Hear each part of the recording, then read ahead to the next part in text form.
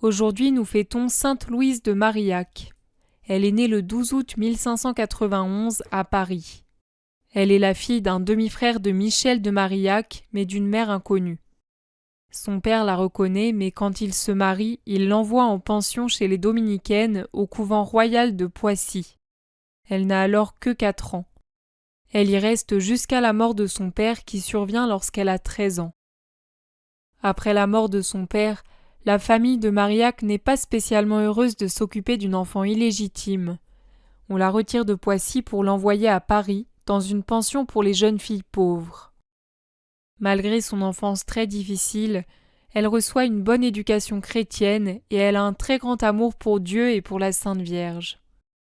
Très jeune, elle espère entrer au couvent, mais sa santé fragile l'en empêche.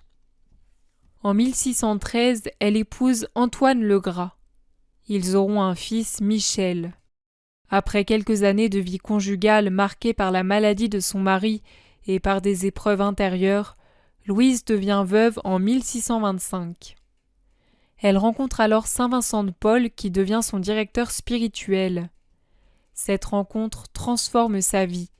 Elle découvre sa vocation, servir le Christ dans les pauvres.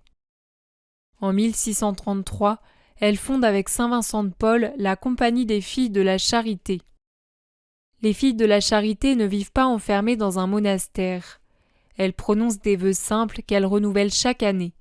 Elles servent directement dans les rues, dans les hôpitaux et dans les campagnes.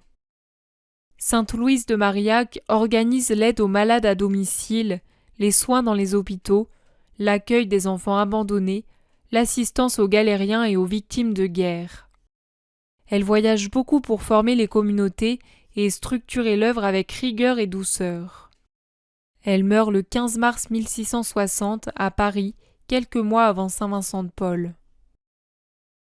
Sainte Louise de Marillac, en ce jour nous te prions pour tous les enfants abandonnés qui ne savent pas d'où ils viennent, pour tous les orphelins, afin qu'ils puissent rencontrer le Seigneur et voir qu'ils sont désirés de toute éternité par lui.